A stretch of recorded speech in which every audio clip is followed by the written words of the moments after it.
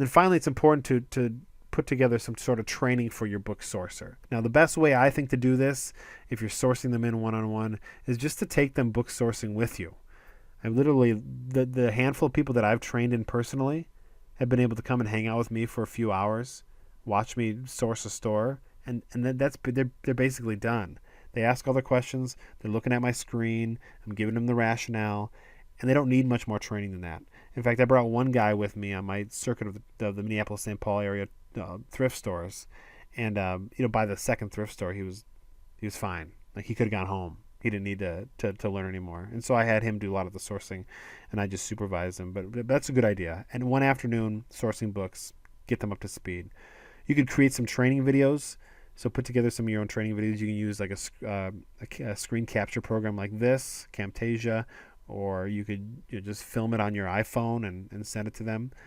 Put together a training manual. I recommend that. So it's something down in writing. Just explaining your criteria, explaining all the ins and outs of your organization, so they have that in writing, something that they can review if they have any questions. Repetition is key. So the more they source books, the better they're going to get at it. And so you train them in, and then you just be there to monitor and work closely with them, especially over the course of the first few weeks that they're working for you, and just help them in areas that they need help get more efficient. Now, the other thing I'd recommend you do before hiring anybody is put together a clear, concise job description. I mean, not only is it going to be helpful for people that are thinking about working for you, but a job description is going to be very helpful to holding those accountable who have already been hired. You're going to be able to point to it if there's responsibilities in there, if there's objectives in there. You're going to be able to reference those after they've accepted the position. So here I have an example. I just posted an ad for a book sourcing specialist on Craigslist, and this is what my posting looks like. So I just do book sourcing specialist. I just grabbed a picture off the internet. That's Rob Anderson from Dollar Moves. I just wanted a picture of what type of technology they can expect to be getting, and that's the one I found. I also threw in a picture here of a thrift store, library or bookshelf, just to kind of give them an idea. But then I go into detail here. With the listing. I title the position as a book sourcing specialist, and the quote is locating, evaluating, and buying books that meet the company's buying criteria. And then I kind of go through an explanation. Sourcing is essentially locating and buying products to be sold online for an online sales company. Book sourcing specialists play an exciting role in our online book selling business. Their primary task is to, with the help of technology, locate and buy books that can be potentially sold online for a profit. Book sourcing specialists will spend their time at places where books are being sold. This will include, but not be limited to, library sales, thrift stores, garage sales, bookstores, and other book selling events. So here's the list of tasks that are necessary for success. To be successful as a book sourcer, you need to have the desire and ability to learn new technology, the willingness to scan books using a laser scanner at crowded book sales and thrift stores, an outgoing nature that will welcome negotiations with stores and sales management, the physical ability to lift, push, and pull dozens of pounds of books around the sale or store, organizational skills for basic bookkeeping, professional conduct and communication, desire to learn new things, ability to make adaptation to sourcing strategy, and the thrill of the hunt. Again, we want somebody that really loves to go sourcing for books. That's really going to help their productivity level. Our goal is to help all of our book sources succeed. Therefore, we do all we can to put them in a position to maximize the number of books they'll be able to find. And then we discuss compensation briefly. And this is in the process of us kind of changing things. So when people would express interest in this ad, we would kind of go over the compensation plan with them. But we give them books per hour. And because, I didn't write it in here, but usually I would say you can expect to make between $20 and $40 per hour. And so that would kind of give people just a general idea of what to expect. I said part-time. We only require 4 to 5 hours per week. We just want one part-time sourcer in the Rochester area, and then we're also hiring one part-time book lister too. And in the book listing video, I'll show you my ad for that one. As the sourcer grows into his or her position, there may be potential opportunities to work and earn more. This decision will be at the sole discretion of the business owner. So basically, I want to make sure I'm operating under my book selling budget. I don't want to get out over my head. I don't want to turn people loose and have them come to me with thousands and thousands of dollars worth of books and finder's fees that I don't really want to pay. We set limitations. But if they're really good and they're finding good inventory, then we probably would allow them to scale up their position a bit and find more books. Equipment that will be supplied, a PDA, loaded with Amazon's database, a laser scanner, and all the cords and accessories necessary to use the equipment. So when this posting went out, we were of the mindset of, we're going to buy the equipment for you and provide it to you for free. But since this has happened, we've begun to second guess whether that's the best option for us.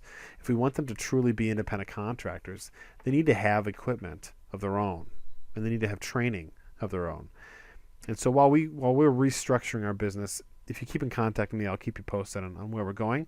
But you could also put in here, equipment has been purchased, but we'll sell it to you at $10 a paycheck until it's paid off. Or you can even put in here, equipment is the sole responsibility of the book sourcer to purchase. Whatever you feel like is best for your business. And finally, what you'll need to bring to the table: reliable transportation. They'll need access to a computer because they're going to be updating their databases, and we're not going to provide them a computer. They need an email address, and they need to be able to send us invoices every other week so we can compensate them. And they also need a way to pay for the books. Our job description says that they need to buy the books, and then we'll reimburse them. And then we give them some of the options that they have there. It says, if you have any questions about the job and or would like to set up an interview, please get in touch with Brian Young. So that's our job posting on Craigslist for a book sourcing specialist. So as you can see, the job description runs clear. It's like the core of our ad, looking for a new specialist to be working with our company. So just taking a look at our job description, hopefully you found that helpful. Hopefully they can help you craft your own job description. If you want to take a look at that job description a little closer, you can obviously rewind the video here, or you can go to the Book Flipping Book in the chapter that talks about hiring book sourcers.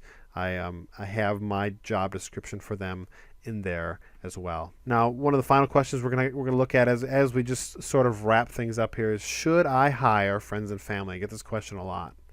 And it seemed like a no-brainer, but I want you to weigh out the pros and cons of hiring family and friends. The pros are you can trust them. And especially if you're new to hiring people, the thought of giving control, relinquishing control of your precious business over to somebody else seems rather scary. And it seems even more intimidating if you're going to hand it over to somebody you don't even know, right? So it seemed like a no-brainer that hiring somebody in the family would be good because you can trust them, at least relative. You know who they are, you know how trustworthy they are, and so it's not as scary of a step, making that first step to outsourcing your business. I mean, you know them, so you know their strengths, their weaknesses, and so you can probably stop right now and think about people that are considered your friends and family who might be interested in a job. Right now, I'm sure you can go through the pros and cons, their intangibles, their strengths and weaknesses, and you can quickly determine who would be in the best position to succeed sourcing books for your company. The other pro is that it feels good to help people out. I mean, there's lots of people that I know, people that I care about, people that are in my family, or people that I'm friends with that would like to have a job, that are having problems making ends meet. And so it's a beautiful thing to be able to create a job out of thin air to give to somebody you care about so that they can make the money they need to keep on keeping on.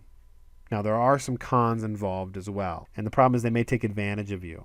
I mean, because they're friends with you, it's going to be harder for you to confront them if something's going wrong. I mean, if it's a professional relationship between an employer and an employee, and the employee has been late for, several days in a row, the employer is going to find it difficult to, probably, if they're like me, they're going to find it difficult to confront this individual.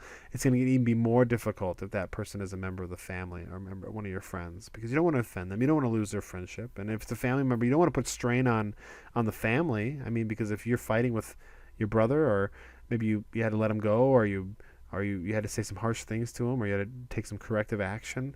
I mean, what's that going to do to your family get-togethers? You're supposed to be on vacation, enjoying yourself, getting away from work, and now all of a sudden you have, this issue, this work-related issue, staring you in the face no matter where you go. So take that into consideration. We hired our brother-in-law to do book sourcing and book sourcing management for us, and care about the guy, but it was a big mistake. The roles were just kind of blurred. Like he's the younger brother to my wife, so there's some pride issues there. He doesn't want big sister to push him around, but at the same time there are legitimate times when he needs to listen to our direction, and he needs to follow suit, and needs to be interested in the best interest of the company. And so it was really stressful. In fact, he currently is still working for us at the time this video is being made. And the main reason is that my mother-in-law, so his mother, asked us very kindly to not take any corrective action, not ask him to step down from his position until after Christmas, because it would just be too stressful for her during the holidays to have to deal with that on top of all the other interesting dynamics that families can bring to the table. And we totally respect that. So we're obviously more than happy to wait. But again, it just adds that dynamic, and maybe when you're on vacation, you don't want to talk about business all the time. But, if you're hiring people in the family, then it's going to be on the top of everybody's minds.